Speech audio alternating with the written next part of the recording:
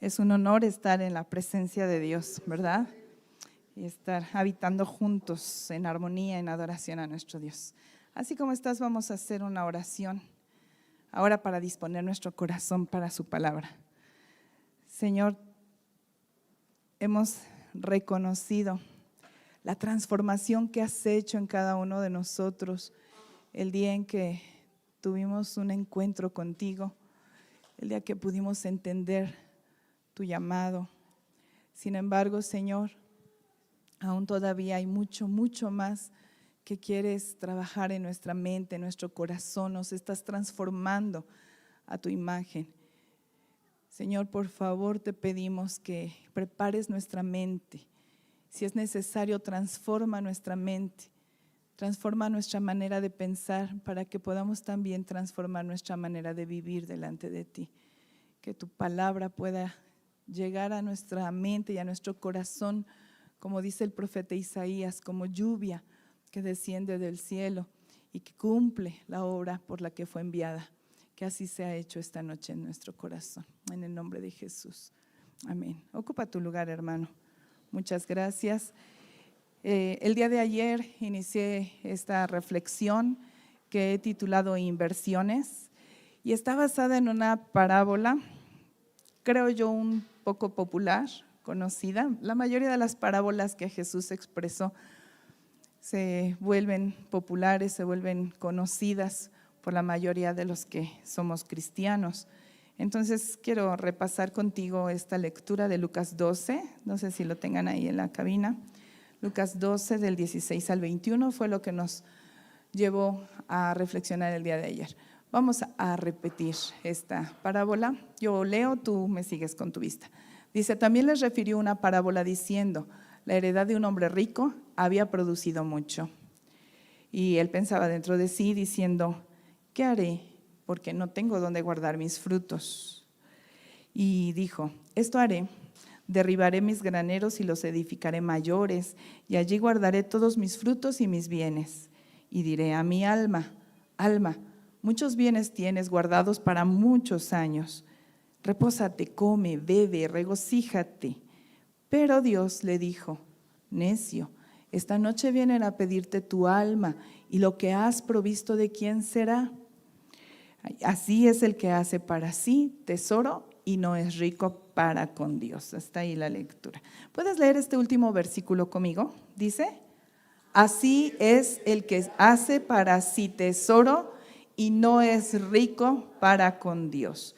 Y el día de ayer pues nos llevó todo el tiempo de la reflexión, el poder enfocarnos en esta conclusión, ¿verdad? Yo te decía, el llamado de esta noche es dónde vas a invertir tus recursos, ¿verdad? Hay dos áreas en donde se pueden invertir, según este pasaje, según lo que ahorita estamos viendo en pantalla.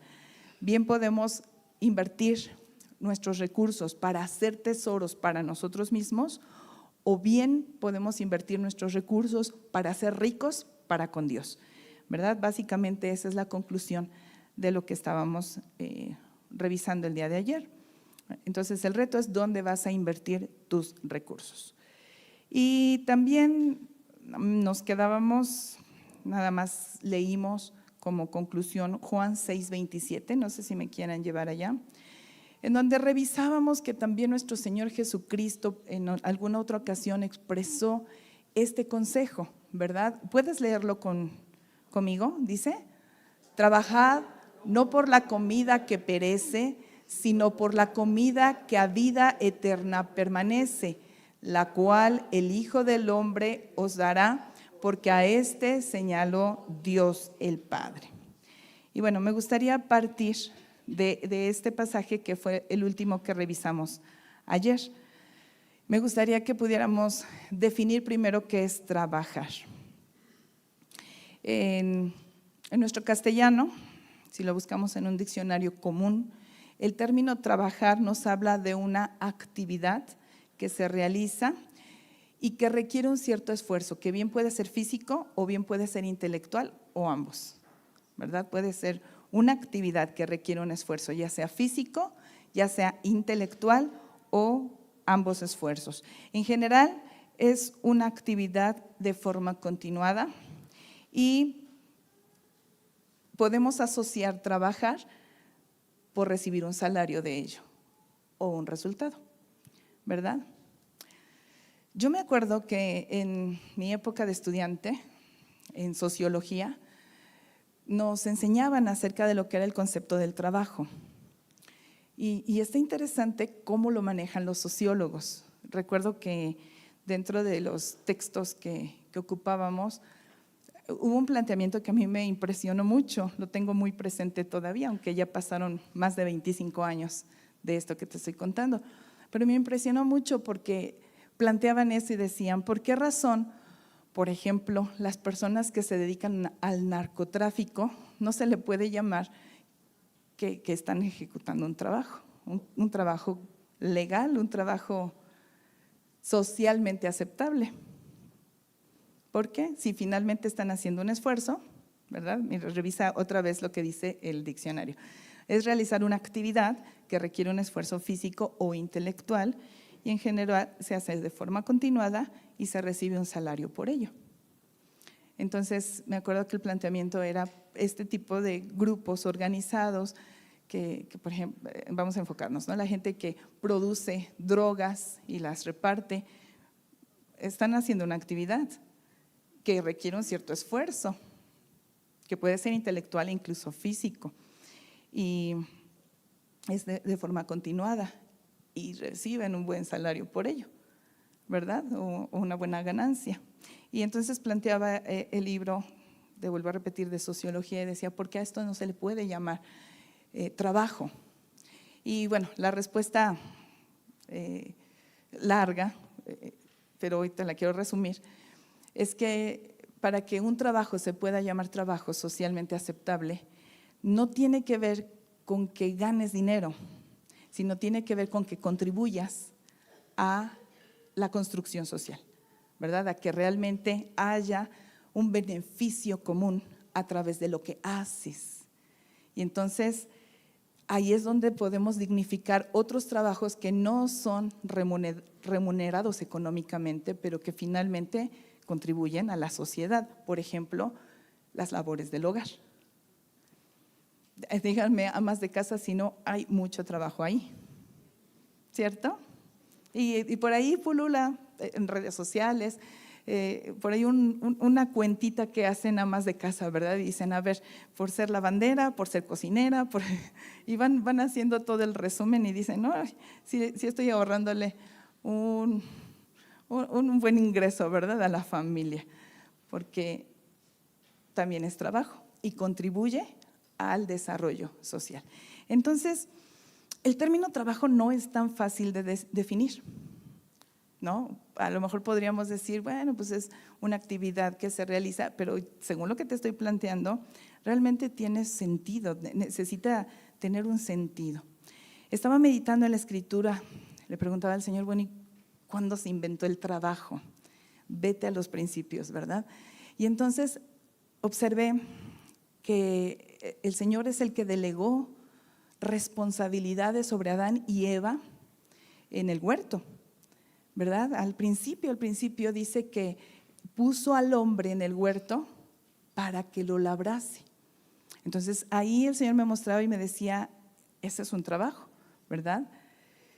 Yo podía hacer que germinaran las plantas y que estuvieran sustentadas, sí. De hecho, a la fecha, ¿verdad? A veces encontramos plantas silvestres con frutos silvestres. ¿Quién las sembró? ¿Quién las cuidó? El Señor, ¿verdad? ¿Necesitaba realmente de la intervención de Adán y de Eva?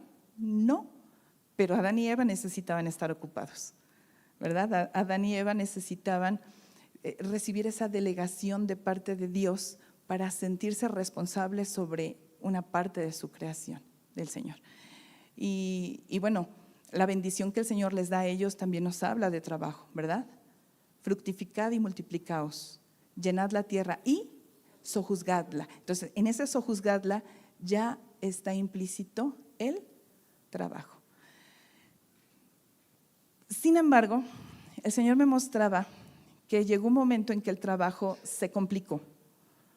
Si tú recuerdas, en el capítulo 3 de Génesis, después de que Adán y Eva tienen que presentarse ante el Señor porque habían desobedecido la instrucción, ¿verdad? Pueden comer de todos los árboles, pero del árbol del conocimiento del bien y del mal, de ese no pueden comer. Y ellos habían comido de ese árbol, habían desobedecido una instrucción. Ahora tenían que rendirle cuentas al Creador. El Creador los llama: Adán, ¿dónde estás? Ay, Señor, es que te escuché y tuve miedo y me escondí. ¿Por qué te escondiste? Es que sabía que estaba desnudo. ¿Y quién te dijo que estabas desnudo? A ver, ven acá, comiste de lo que te dije que no comieras, ¿verdad? Fue ella. Y ella, no, fue la serpiente. Bueno, recuerdas esa historia, la has leído.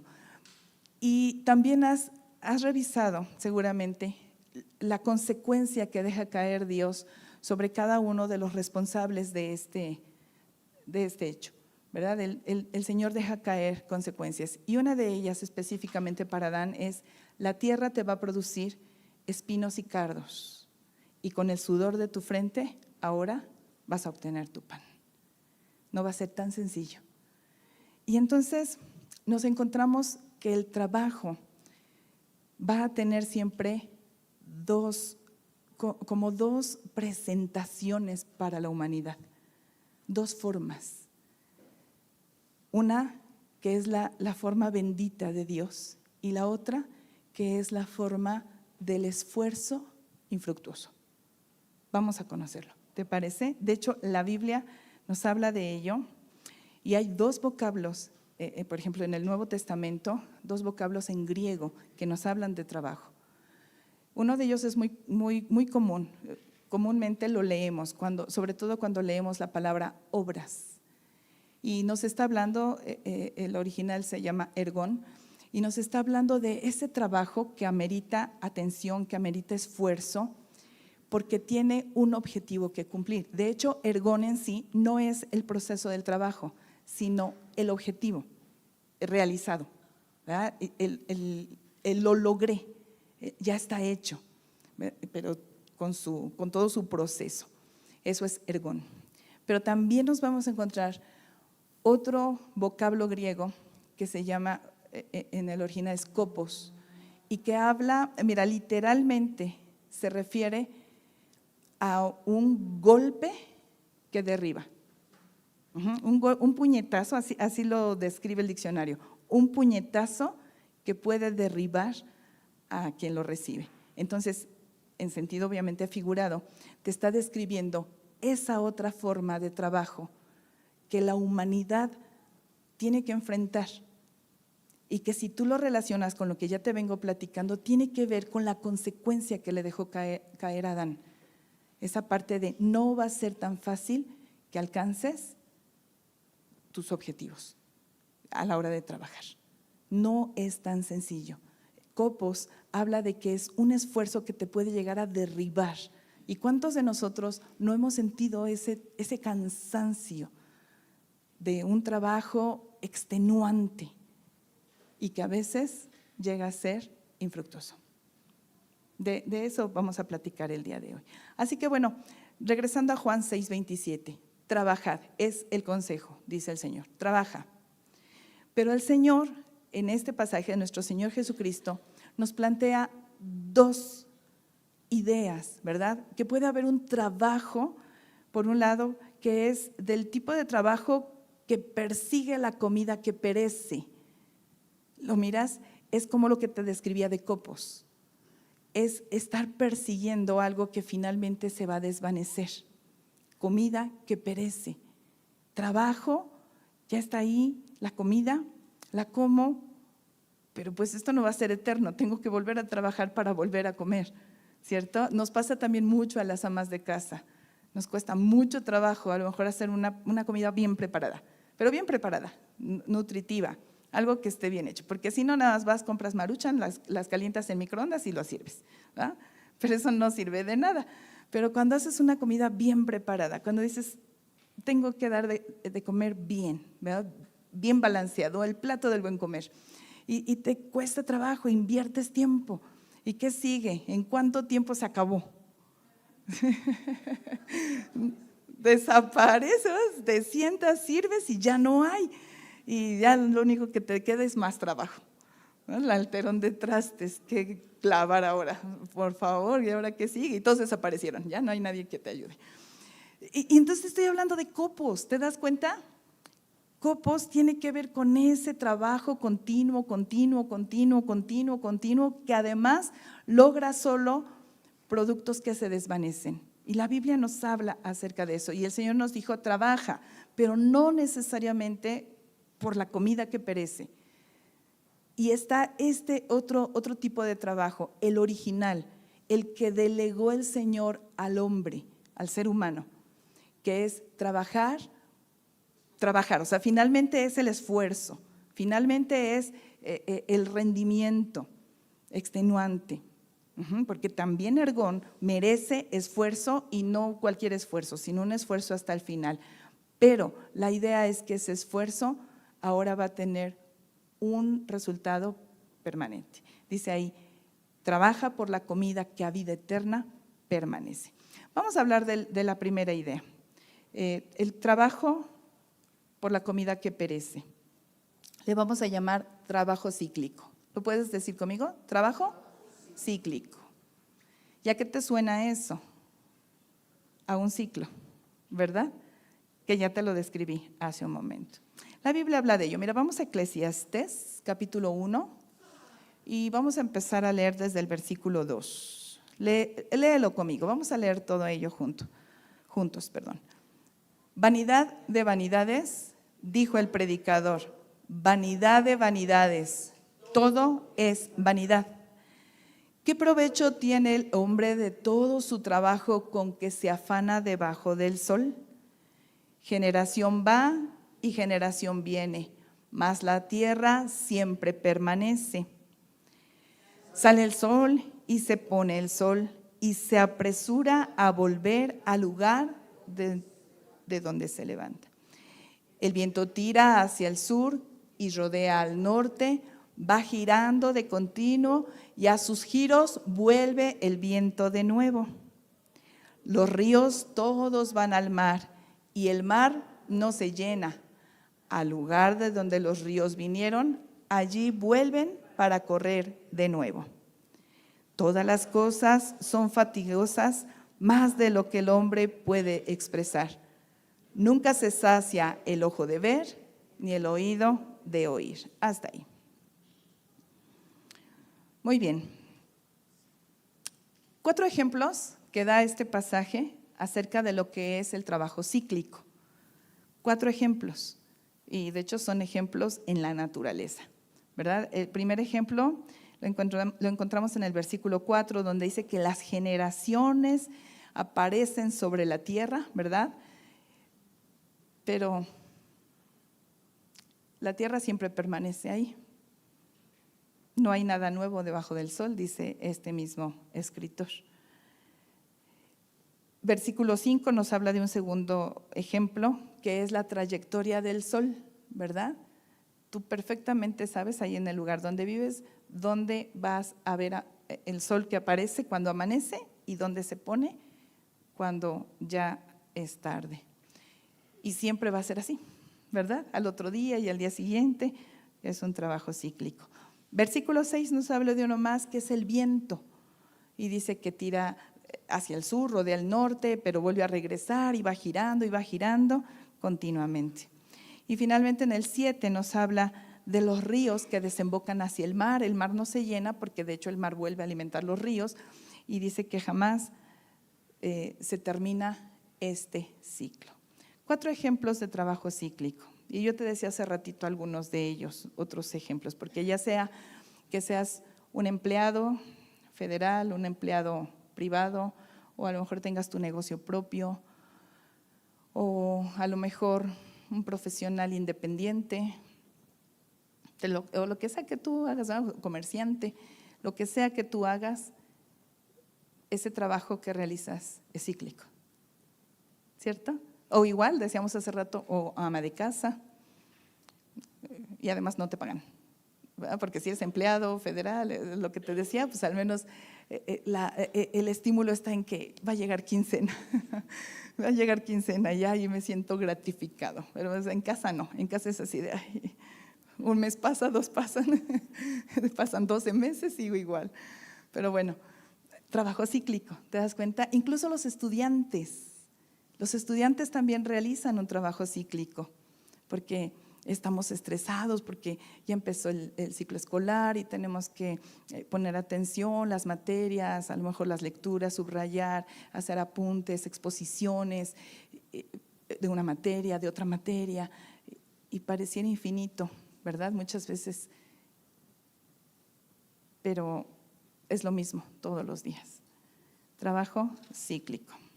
Y según este pasaje que acabamos de leer, yo le alcanzo a notar, el Señor me mostraba 3 características que tiene el trabajo cíclico, según este pasaje. Número 1, lo vamos a encontrar en el 8, régálame uno más. En la primera parte, dice, todas las cosas son fatigosas. Primer característica del trabajo cíclico, fatigoso, cansado, aburrido, fastidioso, tedioso, desgastante, agotador, trabajo duro, trabajo que te deja extenuado, exhausto, hasta desmayar. Eso es lo que significa la palabra fatigoso. Número 2, versículo 3, la segunda parte. Llévame al versículo 3, por favor, y dice, la segunda idea, dice, de todo su trabajo con que se afana debajo del sol. La palabra afana. Segunda característica, genera afán. El trabajo cíclico nos genera afán. El afán dice aquí que es trabajar con fatiga, seriamente y con fastidio. Y la diferencia entre fatigoso y afanoso está en que fatigoso tiene que ver con el estado físico, el afán tiene que ver con el estado mental. Es decir, comprende no solo el esfuerzo, sino el fastidio del alma, ¿no? Me tengo que levantar y, por ejemplo, cuando tu trabajo tiende a ser los mejores trabajos mayormente pagados tienden a ser hacia el centro, ¿verdad? Entonces, de donde vivas, vas hacia el centro de la ciudad o de la capital y entonces, ¿cómo encuentras los transportes?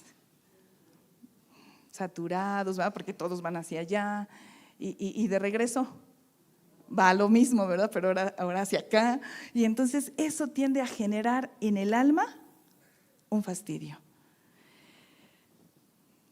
Te decía acerca de copos, te voy a leer un poco acerca de copos. De manera literal significa un puñetazo cuya fuerza es suficiente para debilitar a alguien e incluso incapacitarlo. Pero en sentido figurado, copos habla de una profunda fatiga, cansancio extremo, causado por un trabajo duro y fatigoso. La palabra copos puede ser traducida como problema, intranquilidad, preocupación, inquietud, es decir, está relacionada no solo con el desgaste físico, también involucra el desgaste mental y emocional que genera un trabajo cíclico. Las metas de productividad en tu trabajo, por ejemplo, ¿qué tal lo que es la competencia laboral, ¿no? Que empiezas a sentir la presión, que ya llegan nuevas generaciones, más capacitadas, más hábiles, más jóvenes, y dices, hoy estoy sintiendo que ya estoy en la lista de los que van a recortar y que sigue, y eso empieza a generar una inquietud. Y número 3, versículo 2 y la primera parte del 3. Dice, vanidad de vanidades, dijo el predicador, vanidad de vanidades, todo es vanidad. Y regresamos al 3, dice, ¿qué provecho tiene el hombre de todo su trabajo? Y entonces la tercera característica es sin ganancia. Cuando habla de provecho, habla de la ventaja, del beneficio y la rentabilidad. Pero la pregunta de Salomón fue, ¿y qué rentabilidad? ¿Qué producción tiene un trabajo cíclico? ¿Qué beneficio tiene? Y a lo mejor aquí tú te puedes detener a pensar, a ver, espérame, precisamente yo por eso estoy trabajando, para obtener ganancia, ¿verdad? Y a lo mejor he logrado tener propiedades, tengo una cuenta bancaria jugosa, no todos, ¿verdad? Pero bueno, habrá quien diga, no, yo sí, como el de la parábola, ¿te acuerdas? Le produjo muchos bienes, dijo, uy, ya tengo de más. ¡Ay, qué emoción, qué felicidad! Entonces vamos a empezar a trabajar porque esto nos genere, ayer te decía, un futuro financiero sin esfuerzo, ¿verdad? Pero la palabra de Dios está describiendo el trabajo cíclico como vano, como vanidad de vanidades, como algo vacío, transitorio e incluso insatisfactorio, como un soplo, como cuando tienes algo ligero en tus manos y lo soplas y se va, como un vapor ahuyentado, insustancial. Mira, revisa lo que dice la Escritura. Proverbios 23, versículos 4 y 5 dicen lo siguiente. No se los di, ¿verdad? Yo se los leo. No te afanes por hacerte rico. Sé prudente y desiste. Escucha el consejo. No te afanes por hacerte rico. Sé prudente y desiste o detente. La pregunta es, ¿has de poner tus ojos en las riquezas siendo ningunas? Porque se harán alas como las alas de águila y volarán al cielo. Ahí lo tienes. Te lo vuelvo a leer para que le pongas atención. A veces visualizar y escuchar nos da un poco más de comprensión. Regresamos otra vez. Dice, no te afanes por hacerte rico. Sé prudente y desiste. ¿Has de poner tus ojos en las riquezas siendo ningunas? A eso se refiere con vanidad de vanidades. No es que no existan, es que no duran. ¿Sí?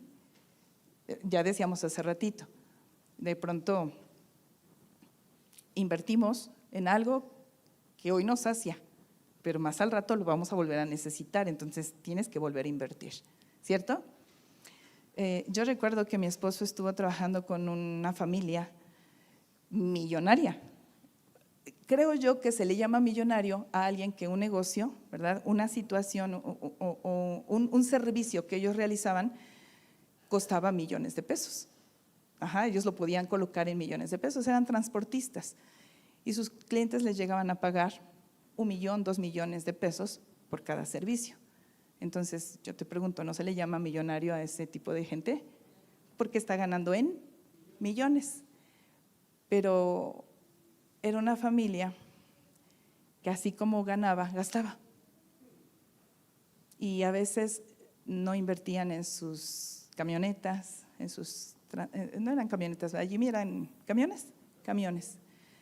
No invertían. Jimmy les decía, oye, mira, le falta aquí, le falta acá, porque ese era su trabajo de él. Sí, después lo hacemos para la próxima quincena. Es que ahorita estamos, mira, saturados, es que ya debo. Ya debían millones, los mismos que ganaban, los mismos que debían. Entonces, es lo mismo, ¿verdad? Que si hubiéramos ganado cienes, miles, a ganar millones, cuando estamos cumpliendo lo que efectivamente dice la Escritura. Son recursos que llegan y así como llegan, se disipan.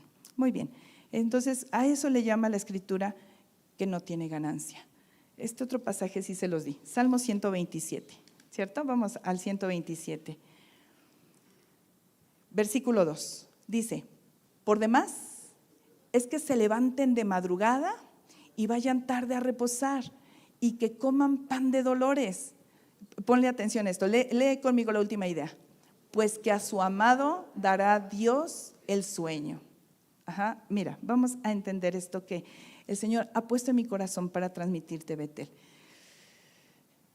La idea no es que aborrezca ser rico, porque finalmente a quien Dios quiere le da riqueza. Eso dice la Escritura. Léelo, está en Deuteronomio 8, por ejemplo, y le dice al pueblo de Israel, cuando ustedes vayan a entrar a la tierra que les prometí, van a llegar a habitar casas que ya están construidas y además bellamente construidas. Y además van a comer de frutos de árboles que ya están sembrados desde hace mucho. Y ¿sabes qué? Son buenos frutos. Pero nada más cuídate de que cuando tú entres a ese lugar, no se te olvide que yo soy el que da el poder para hacer las riquezas. Y no vaya a ser que tú pienses, mi poder y mi mano fue lo que me dio esto, ¿verdad? Mi habilidad. Esta es la advertencia.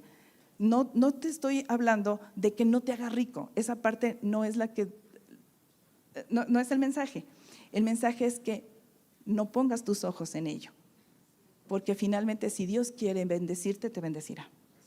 Si Dios quiere multiplicar tu trabajo, lo multiplicará. ¿De acuerdo? Y la ganancia de tu trabajo.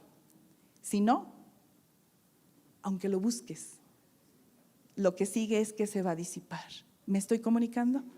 Ahora, aquí lo importante de este pasaje 127, dice que por demás, ese término por demás nos habla de vano y vacío, lo que ya venimos viendo, ¿sí? Que es vano, que es vacío, que es sin sentido, que es inútil, por demás, es inútil. ¿Qué es inútil? El esfuerzo de levantarte de madrugada. Ahora, si te das cuenta, habla de que te levantas de madrugada por lo que te conté, ¿verdad? Porque si no vas a encontrar el metro lleno, entonces mejor te vas tempranito. Te levantas de madrugada. Voy a levantarme de madrugada porque tengo que estar hasta el otro lado de la ciudad a las 7 de la mañana. Entonces, pues de aquí salgo a las 5 mínimo. Te levantas de madrugada, por demás, dice el Salmo. Y por demás es que regreses tarde a reposar. Por mucho tiempo, a reposar me sonaba a dormir, porque así es como lo hacemos. Cuando estamos bajo este rigor del trabajo copos, regresamos, mira, arrastrando la vida y nos aventamos a la cama así como estamos, ¿cierto? Pero ponme mucha atención, este reposar en hebreo, escucha, dice, significa permanecer o habitar. Cohabitar o sentarse junto con. No te está hablando del sueño, te está hablando del reposo que encuentras en la relación con Dios. Ahora dale sentido a la idea. Es vano y es inútil que si te levantas de madrugada, ¿verdad? Porque está hablando, el contexto del pasaje está hablando de edificar tu casa y de sostenerla, pero es inútil que te vayas a trabajar, que le dediques el tiempo al trabajo y que cuando se trate de venir a la presencia de Dios, llegaste tarde. ¿O no llegaste? Ay, Señor, es que tú sabes, tengo muchas cosas que hacer, estoy bien ocupado. Gracias, Dios, por el trabajo de Dios. ¿Ah? Y dice, por demás, es que vayas tarde a la presencia de Dios. El Espíritu de Dios me preguntaba cuando estaba escribiendo esto y me decía, ¿por qué son capaces de decir, ay Señor, discúlpame, no tengo tiempo de leer la Biblia, de orar, no tengo tiempo de estar contigo porque tengo que trabajar? ¿Y por qué no son capaces de decir, trabajo, discúlpame, tengo que estar con mi Señor? Suena tan inverosímil en nuestra cabeza, ¿cierto? ¿Cómo crees? ¿Quién me va a dar de comer? Pensamos. Y por lo tanto dice este pasaje que estamos analizando que a la larga lo que comemos se llama pan de dolores. Es decir, es un pan que me costó tanto trabajo que casi lo pongo mejor en un aparador, ¿verdad? Como trofeo, porque no sabes qué difícil ha sido obtener. Entonces, entendimos lo que significa sin ganancia. Pues a su amado dará el sueño. Te voy a leer tal como el Señor me lo dijo. El amante que busca habitar en su presencia y que se sienta a sus pies para escucharlo hablar, es el que puede descansar de sus trabajos. El amado de Dios encuentra en él su reposo y su satisfacción. Se siente contento de la situación que tiene y disfruta su vida, porque sabe que esa vida es la que Dios le ha concedido. Es la voluntad de Dios. Son los bienes materiales que el Señor le ha permitido o le ha negado. Porque a veces el Señor te dirá, no, porque no te conviene, porque ahí te pierdes. Y a veces nos mantiene a la raya, ¿verdad? A veces no, a veces te dice, te bendigo y te bendigo mucho, pero porque tienes propósito. A lo mejor este es digno de otra prédica, no traigo pasajes como tal, pero tú sabes y lo has leído en Corintios, que dice que cuando el Señor prospera es para que bendiga su obra, para que bendiga su casa, no para que acumules. Ayer hablábamos de lo que es toda avaricia, ¿verdad? El poseer y el querer para mí, sin que me importe lo demás. Pero a su amado dará Dios el sueño. Yo te voy a leer, no te lo van a transmitir, un pasaje muy conocido.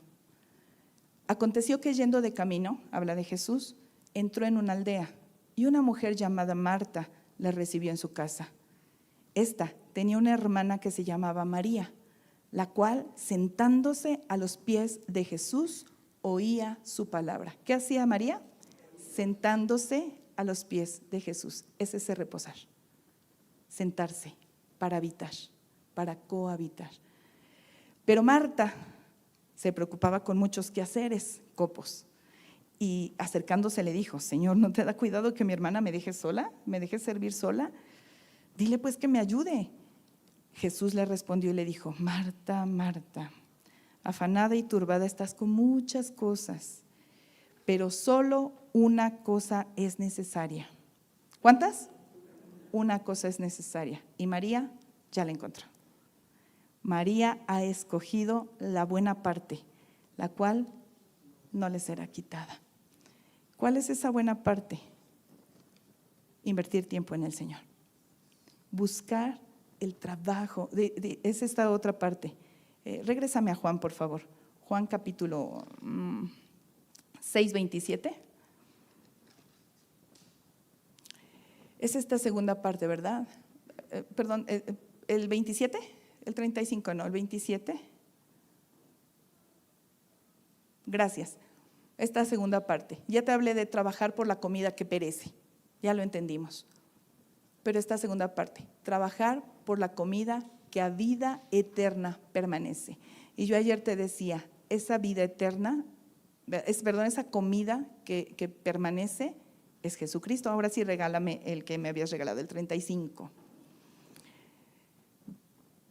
Él asegura y dice, yo soy el pan de vida. El que a mí viene nunca tendrá hambre. El que en mí cree no tendrá sed jamás. De hecho, alrededor de este pasaje hay declaraciones que hace nuestro Señor Jesús que llegan a ser confusas, porque dice, el que come mi carne y bebe mi sangre, llega a ser algo confuso, de hecho escandaloso en su momento para los que oyeron. Ay, ¿qué está diciendo este hombre? Pero básicamente lo que está diciendo es lo que te acabo de leer que hacía María. Es esta parte de dedicarle tiempo a escuchar a nuestro Señor, a conocer a nuestro Señor. Que realmente tú sepas cuando Él está hablando y sepas distinguir que es Él porque conoces su voz. Y que también sepas distinguir cuando no es Él, ¿verdad? ¿Por qué? Porque conoces su voz, porque has pasado el suficiente tiempo con Él, tan de cerca, has trabajado. Ahora te voy a decir algo, aunque bien esto tiene que ver con reposo, te decía hace un momento en el Salmo 127, tiene que ver también con trabajo, porque también se trata de madrugar y también se trata de llegar a la cama tarde, pero por estar en la presencia de Dios. Esa es la propuesta. A veces en nuestra mente, como te decía ayer, que está tan saturada de esta tierra, nos es posible decir, me desvelé por estudiar, me desvelé por trabajar, me desvelé por cumplir. Bueno, yo me he desvelado por lavar trastes, imagínate. Y seguro hay amas de casa que también dicen, ay, yo adelanto el quehacer en la madrugada para que al otro día no me sature.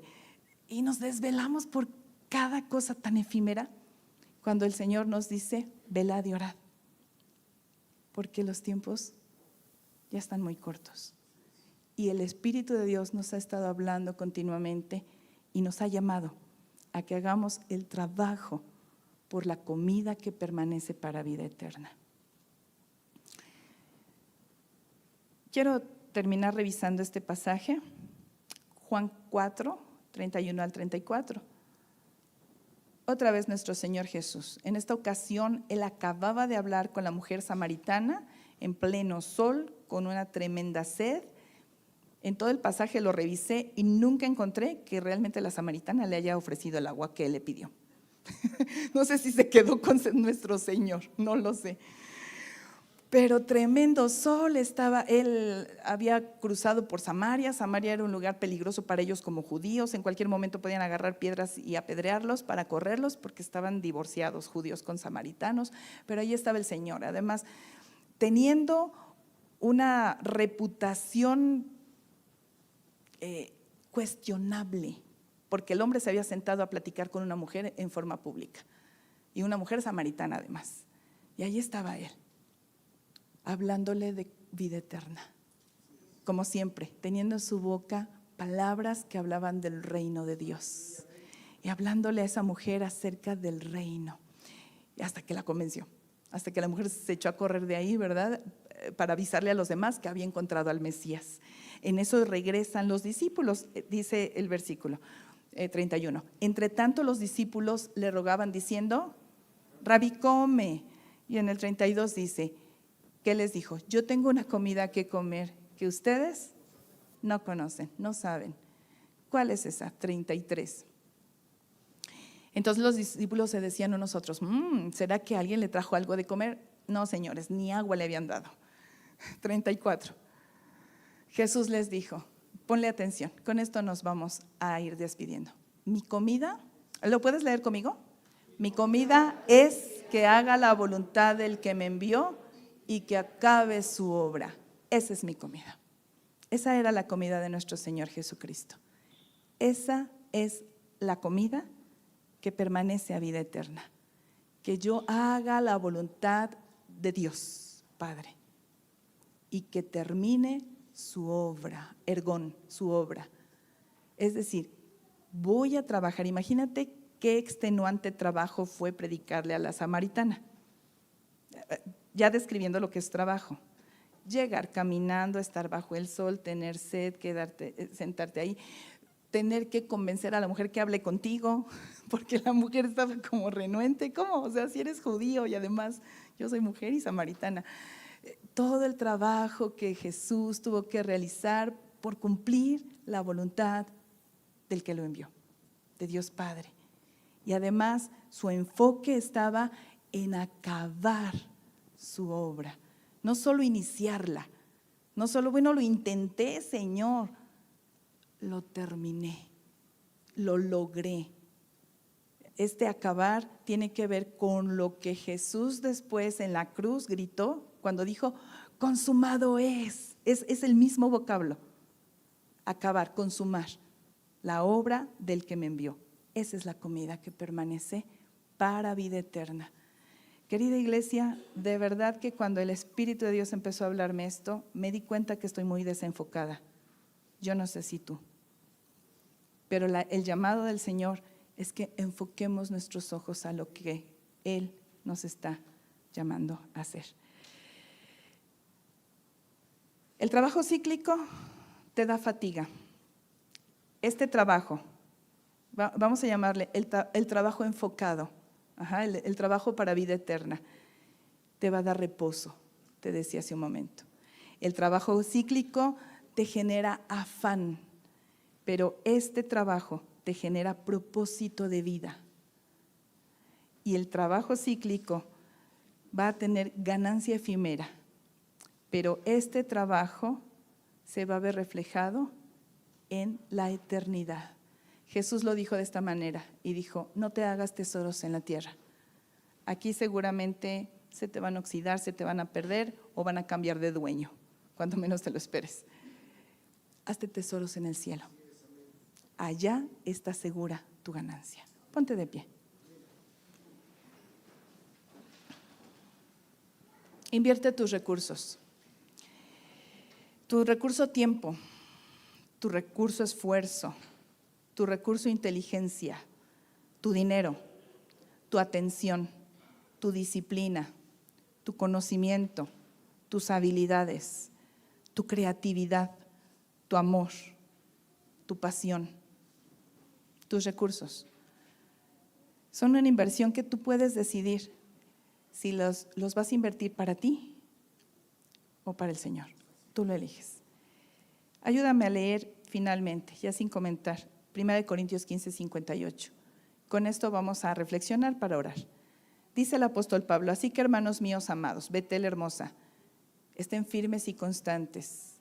Escucha, creciendo en la obra del Señor siempre, sabiendo que tu trabajo en el Señor no es en vano.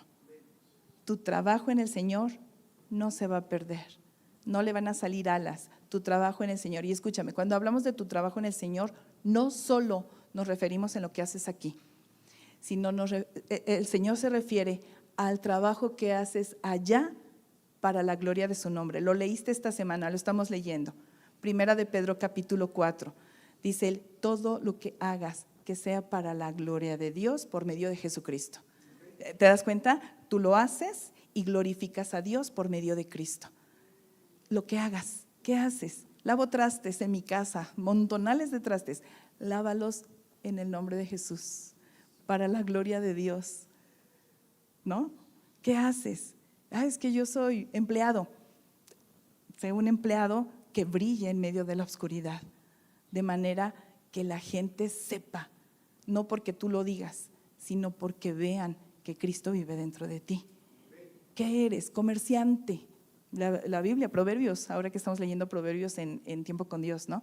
Está plagado de la idea de ten cuidado que tus balanzas sean justas, que no seas una persona abusiva, que hagas las cosas como para el Señor. ¿Te das cuenta? El trabajo o la obra del Señor no solo se refiere a lo que hacemos aquí en la casa de Dios, es todo el trabajo que hacemos si lo hacemos para Él. Cierra tus ojos. Vamos a presentarnos delante de Él. Dios, aquí estamos, aquí está mi vida. Conoces el esfuerzo de todos los días, Señor. Tú sabes qué es lo que me lleva a cansarme hasta sentirme agotado o agotada. Tú lo sabes, tú me miras, tú conoces mi corazón, sopesas las intenciones de mi corazón.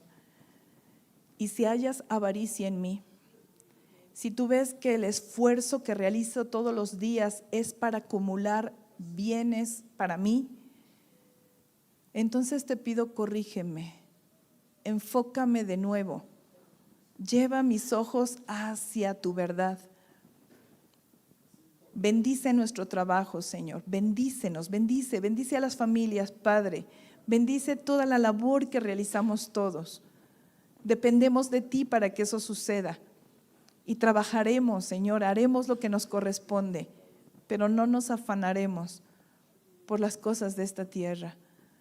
Porque si algo amerita nuestra atención, nuestro esfuerzo, todo nuestro ser, son tus propósitos eternos. Cambia nuestra mente, Señor, que donde quiera que andemos, podamos ser dignos representantes de tu nombre santo. Que todo lo que hagamos, lo hagamos para la gloria de tu nombre, y entonces nos evitaremos pecar, entonces nos evitaremos el fraude, el robo, nos evitaremos la malicia, nos evitaremos el egoísmo, el querer ser más que los demás, el ser ventajoso en nuestro trabajo y todas esas actitudes que contaminan nuestro ser y que no nos dejan ser santos. Pero Señor, todo tiene que ver con el corazón y el enfoque. Ayúdanos a tener el día de hoy un enfoque nuevo, una invitación de tu Espíritu Santo, que no declinemos, sino que realmente escuchemos para obedecer. En el nombre de Jesús, nuestro Salvador.